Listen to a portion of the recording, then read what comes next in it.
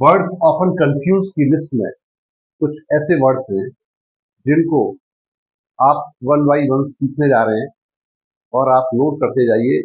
English सीखने में, English learning में और इंग्लिश स्पीकिंग सीखने में आपको ये बहुत काम आने वाले हैं। बहुत यूजफुल वर्ड्स हैं। तो स्टार्ट करते हैं from number one. Get. Get का मतलब होता है द्वार, दरवाजा। जैसे मेन गेट होता है किसी का, मकान का, बिल्डिंग का मेन गेट होता है, या गेट होता है कोई भी गेट। तो मेन गेट भी हो सकता है, स्मॉल गेट भी हो सकता है, गेट हो सकता है। तो गेट का मतलब द्वार ही होता है। ऐसे ही दूसरा एक वर्ड है जिसकी स्पेलिंग बिल्कुल मिलती जुलती है, GAIT। यहाँ IT लिखा हुआ है, यहाँ GAET लिखा है और इसमें GAIT लिखा हुआ है। यह है गेट। गेट माने चाल, चलने का ढंग। ठीक है, उसको गेट बोलते हैं। तो दोनों बोलने में बिल्कुल सेम लग रहे हैं, लेकिन स्पेलिंग अलग अलग है और उनके अर्थ भी, मीनिंग भी डिफरेंट है। और आप डायरी में नोट कर सकते हैं अपने, जिससे आपको फ्यूचर में कभी रेफर करना हो या याद करना हो, लिख सकते हैं। फेयर। फेयर होता है स्वच्छ या उचित। फेयर मतलब मेला भी होता है। FAIR, fair. यहाँ स्वच्छ या उचित भी है, तो यहाँ लिख सकते हैं हम मेला। फेयर माने मेला भी होता है, फेयर में जाते हैं। और अब जैसे फेयर को सच में, ठीक है, तो हैज अ फेयर कलर, इसका फेयर कलर है ना। या उचित। फेयर माने उचित के लिए भी होता है। For example, fair price shop. Fair price यहाँ उचित दाम की दुकान होती है, फेयर प्राइस शॉप। तो वहां फेयर मतलब उचित हो गया। मेला। The children were going to the fair, बच्चे मेले में जा रहे थे। तो इसके तीन अर्थ हो गए फेयर के। स्वच्छ, गोरा, गोरा रंग भी होता है, स्वच्छ साफ गोरा, या उचित और मेला। इन तीनों अर्थ में इनको यूज किया जा सकता है फेयर वर्ड में। अभी स्पेलिंग में डिफरेंट आ गया, FARE, फेयर। यहाँ फेयर देखिए, मैंने यहाँ आपको बताया भी था, फेयर माने यहाँ मेला नहीं है, फेयर माने मेला यहाँ है। फेयर माने यहाँ हुआ किराया। ठीक है, फेयर माने है किराया। तो रेलवे फेयर, बस fair, train fair, air fare, तो एयर ट्रेवल फेयर, ये सब फेयर है जो हमें चुकाना पड़ता है। किसी की सर्विस लेने के लिए हमें चुकाना पड़ता है। जैसे कहीं जाना है, ट्रांसपोर्ट का है, सर्विस है, वो है, इसका फेयर। ऐसी इसका अर्थ है उन्नति करना या प्रगति करना। You are faring well in this game, आप इस गेम में बहुत अच्छा उन्नति कर रहे हो। या you are faring well in your examination, आप अपने एग्जामिनेशन में बहुत अच्छी प्रगति कर रहे हो। तो यहाँ फेयर का मतलब होता है प्रगति करना भी होता है, और यहाँ फेयर माने किराया भी है। दोनों अर्थ में, दोनों के अर्थ में ये आता है। अब आप देखेंगे नेक्स्ट वर्ड है एक्सप्लिसिट। एक्सप्लिसिट होता है क्लियर, फर्स्ट। ठीक है, एक्सप्लिसिट का मतलब देखिए, स्पेलिंग देखिए, EXPLICIT, एक्सप्लिसिट का अर्थ है निश्चित या स्पष्ट, क्लियर। इम्प्लिसिट। अब यहाँ इम्प्लिसिट वर्ड है, इसको देखेंगे, इसमें अंतर क्या है। यहाँ INP है या XP है, देख रहे हैं आप। तो ये इसका मतलब होता है शंकाहीन, without any doubt, out of doubt, शंका रहे, मतलब विश्वास के साथ, जो जहां शंका नहीं हो सकती, इससे विश्वास किया जा सकता है, शंकाहीन। तो यहाँ हो गया इम्प्लिसिट। ठीक है, इसमें शक नहीं गया। तो एक्सप्लिसिट और इम्प्लिसिट। नेक्स्ट वर्ड है एग्जाल्ट। तो एग्जाल्ट में स्पेलिंग में थोड़ा अंतर है। एग्जाल्ट पे यहाँ ए है।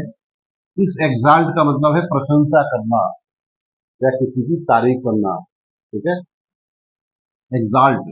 और एक्सल्ट, यू अगर यहां पर आ गया EX के बाद, तो इसका अर्थ बदल जाएगा और इसका होगा अत्यंत खुश होना। ठीक है।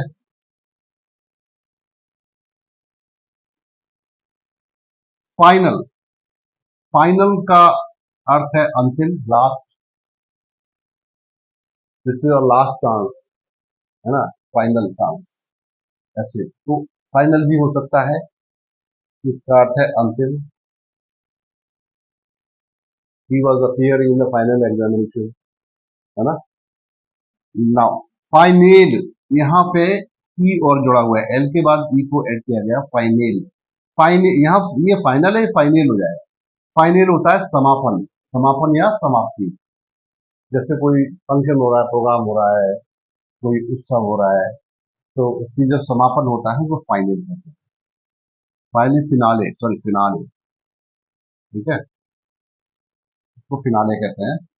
ऐसे ही एक्सरसाइज, यहाँ ई एक्स ई आर है। ठीक है, यहाँ ई एक्स ओ आर है। फर्क देखिए, स्पेलिंग में थोड़ी सी अंतर है, जरा सा अंतर है, लेकिन मीनिंग बिल्कुल बदल जाता है उसका। ठीक है ना। यहाँ एक्सरसाइज का मतलब है व्यायाम या कसरत करना। एक्सरसाइज, अभ्यास करना, व्यायाम करना, कसरत करना। लेकिन एक्सरसाइज, ओ जब आर ओ आर आ गया यहाँ पर, इसका मतलब है भूत प्रेत बाधा हटाना। जो जादू टोना करते हैं ना लोग, उसके लिए एक्सरसाइज। तो एक्सरसाइज जो ओ आ गया इसमें। आगे समझ में। अब देखिए, नेक्स्ट वर्ड है फैटल। फैटल होता है मारक, जो जानलेवा होता है, घातक होता है, जो जान ले सकता है, प्राण घातक हो सकता है। तो ये फैटल हो गया। ठीक है, जैसे the accident on the road was very fatal. Fatal, the accident on the road was fatal. Road पे जो एक्सीडेंट हुआ था, दुर्घटना हुई थी, वो फैटल थी, जानलेवा थी। या फैटल अटैक, जानलेवा हमला, तो वहां फैटल भी आता है। तो फैटल ये एक्चुअली एडजेक्टिव है। अच्छा, फेटफुल, फेटफुल अलग है। ये तो नेगेटिव सेंस में, फेटफुल है भाग्य का निर्णायक। कि जैसे ये, यही जो है इवेंट है या कोई चीज है, वो आपको भाग्य का फैसला करेगी, भाग्य को निर्धारित करेगी, तो फेटफुल है। ठीक है, फेटफुल का भाग्य निर्णायक, भाग्य का फैसला करने वाली, या फेटफुल हो गया। तो फैटल और फेटफुल में ये अंतर है। अभी हम अगला वर्ड लेते हैं, डिवाइस। डिवाइस क्या होता है? उपाय, प्रयोग या कोई यंत्र भी हो सकता है। ठीक है, यंत्र भी होता है डिवाइस।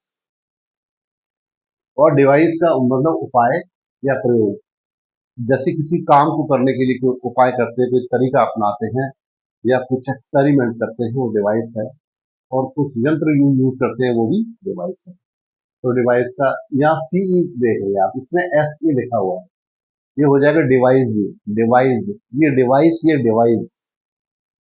जिस डिवाइस का मतलब होता है विचार करना या उपाय करना। ठीक है, तो डिवाइस और डिवाइस में ये अंतर है। ऐसा ही एक और वर्ड है, एडवाइस। देखिए, यह एस है। एडवाइस का अर्थ है सलाह, एडवाइस या सजेशन। एडवाइस या सजेशन, सलाह।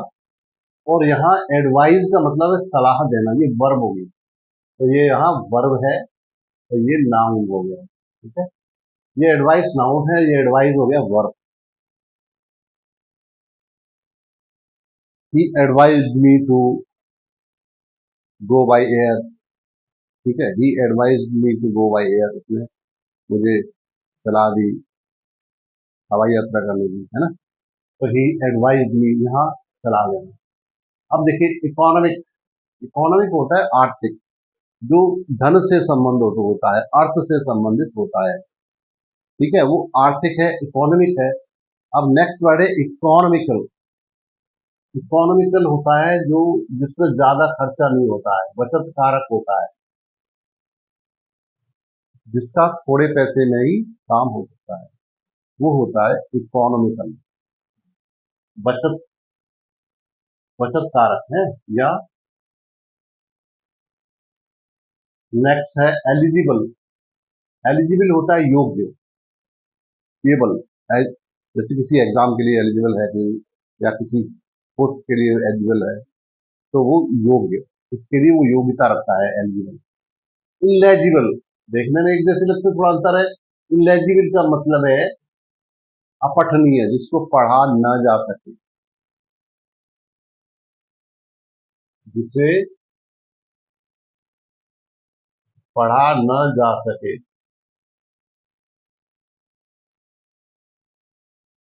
जिसको पढ़ा न जा सके, उसको बोलते हैं अपठनीय, इलेजिबल।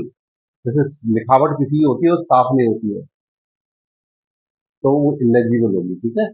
और लेजिबल क्या होता है? साफ हैंड राइटिंग, मतलब स्पष्ट है, देखने में आसान है, पढ़ने में आसान है। Next discrete. डिस्क्रीट का मतलब होता है समझदार या होशियार, दिमागदार आदमी, चार चालाक, चतुर चालाक है डिस्क्रीट। और यहाँ डिस्क्रीट का स्पेलिंग देखिए अलग है। इस डिस्क्रीट का मतलब होता है भिन्न या अलग, डिफरेंट, इसमें अंतर होता है।